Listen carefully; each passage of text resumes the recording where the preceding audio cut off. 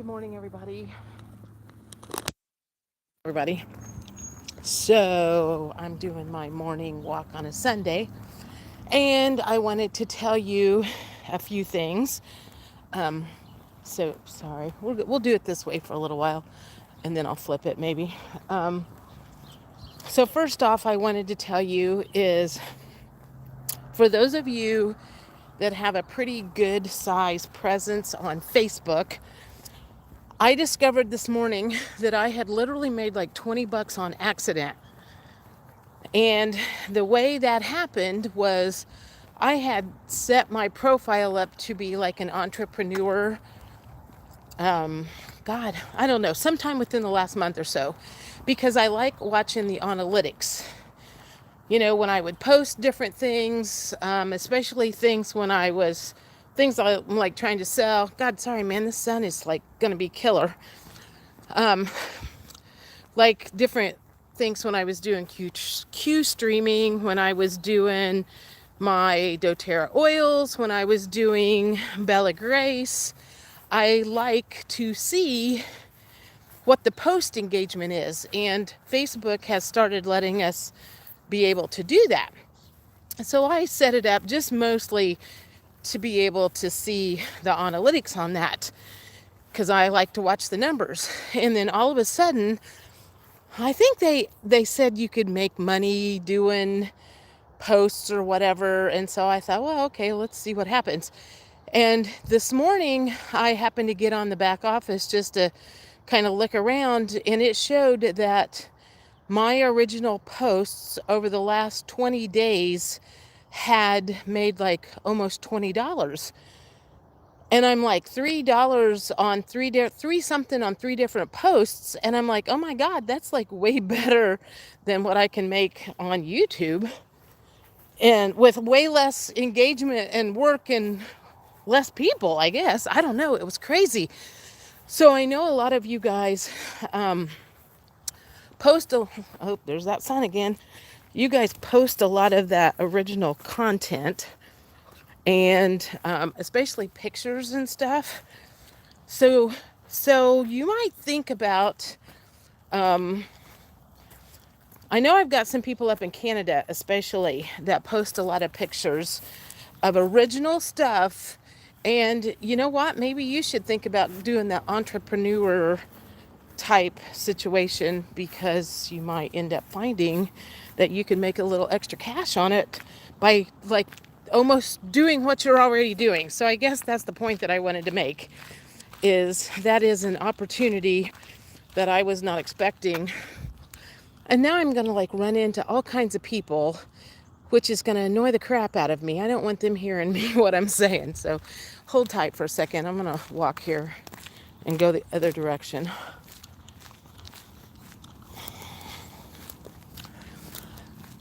Okay, so one of the other things that happened when they were cleaning out the storage room at my office, I found a big picture in there that had been facing the wall since I'd been there 3.5 years. It was buried way back in the back, so I didn't even know it was there. And I asked one of the managers on Friday if I could take that home because it matches my couch and the rug in my living room. And I was like, oh my God, this would be perfect. And she said yes. So I managed to get it in my living room. Right now it's leaning up against my dining room wall. And I may end up just leaving it there or putting it up on that wall because it might be too big to put behind the couch. But that's the picture that I will post as the thumbnail on this live that I'm doing this morning. And the other thing that I wanted to throw in, oh, I have 5 people. Hello, good morning, everybody. Um, the other thing that I wanted to talk about, and I threw this video up on Telegram, and it was from Jess Sowers at Roots and Refuge, and she was talking about something, and the way she did the video, it was like it clicked with me, something made sense, and I want to bring that up here. So she was talking about AI and that She had tried to make cinnamon rolls the other day and somehow ended up with an AI generated cinnamon roll recipe. And it was like all messed up, and the proportions weren't right. And she was just kind of warning people, hey, be careful, because if somebody didn't know how to correct this, they could have wasted $35 or $40 on supplies. They tried to make a batch of cinnamon rolls and it got all screwed up. So that was kind of how the whole story started.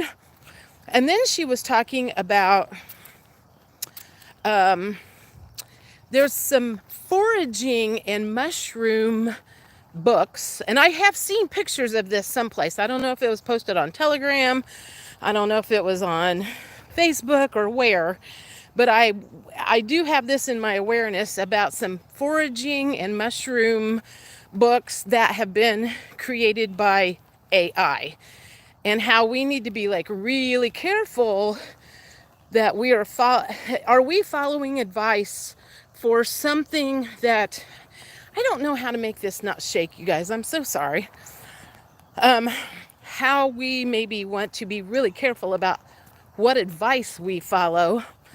And what if it's I started to say artificial insemination, artificial intelligence and fake, because she was also talking about a picture of a stallion or something, and she was like, man, I really had to take a look at this, and was this real or was this fake or what? And she said the hooves were split, and then that's when she was like, okay, I know it's not a horse, because that's not how horses' hooves are, that's a goat. So it was a artificial intelligence picture that they had made up. And I don't know if some of you guys may have seen this. I'm gonna move my camera.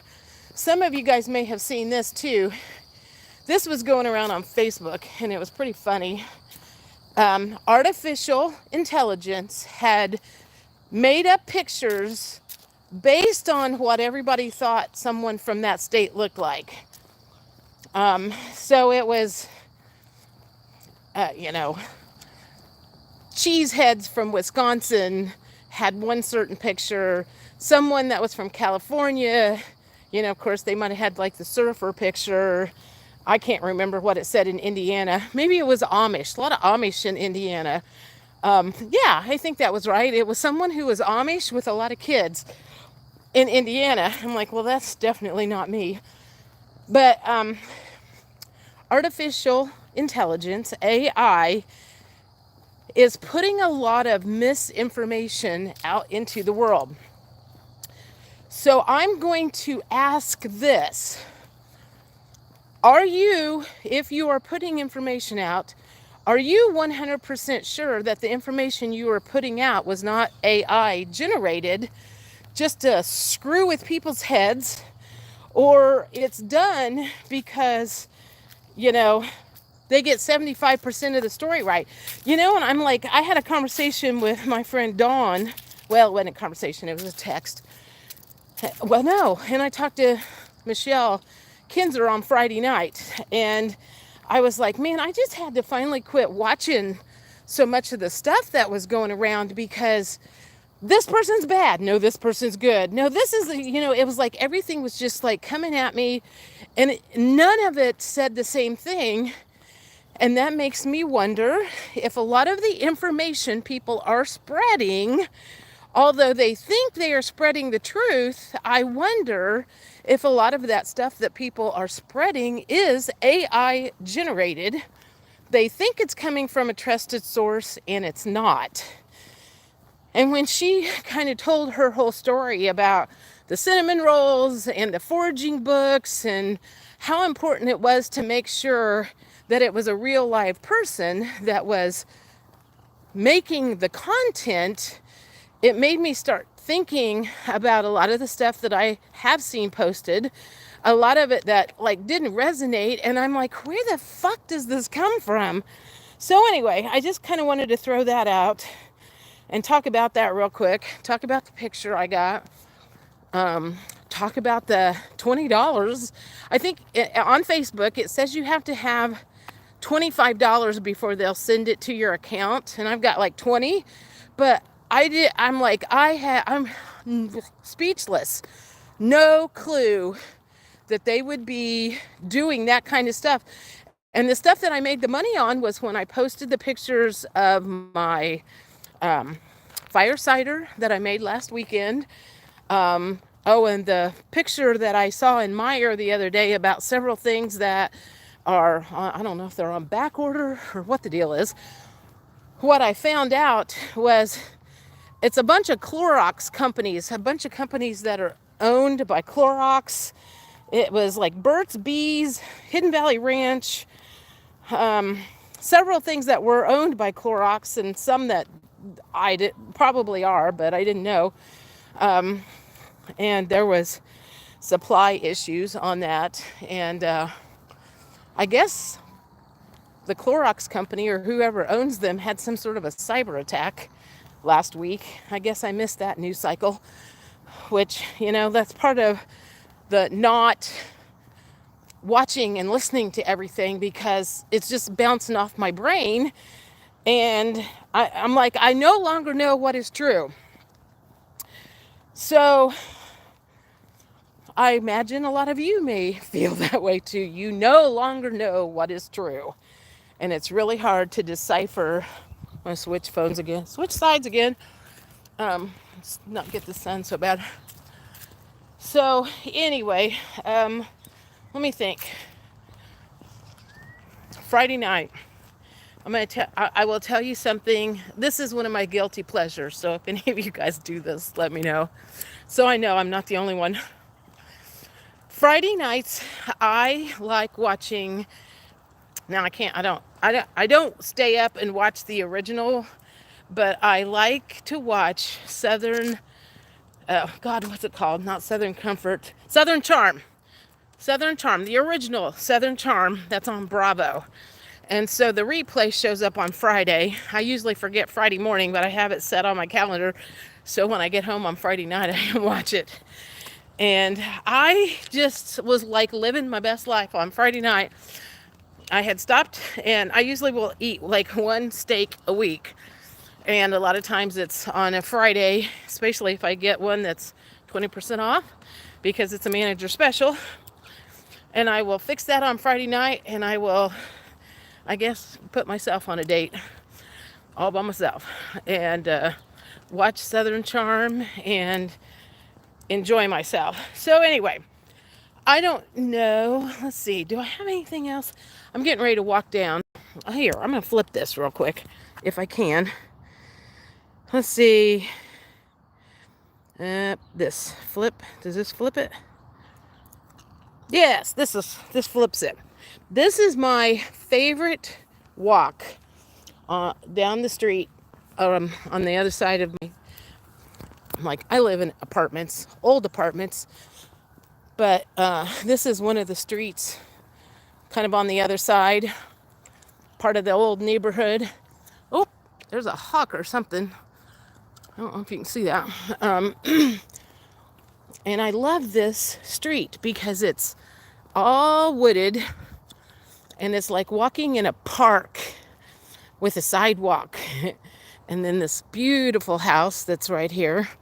I think they have great landscaping. I love the looks of that house.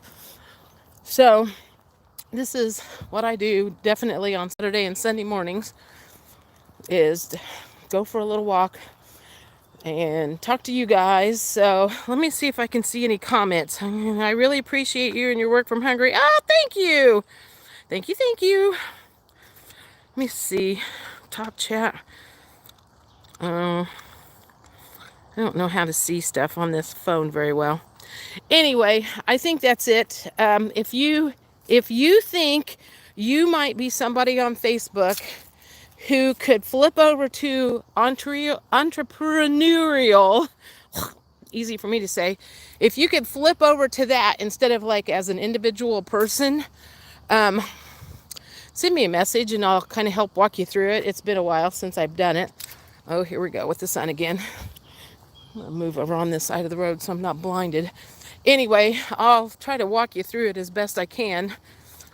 And, if you can just post every once in a while and keep doing what you're doing, why would you not want to make a few extra bucks just posting what you always do? And all you had to do was just call yourself an entrepreneur instead of an individual. So anyway, I'm gonna get off of here, and I'll catch you later.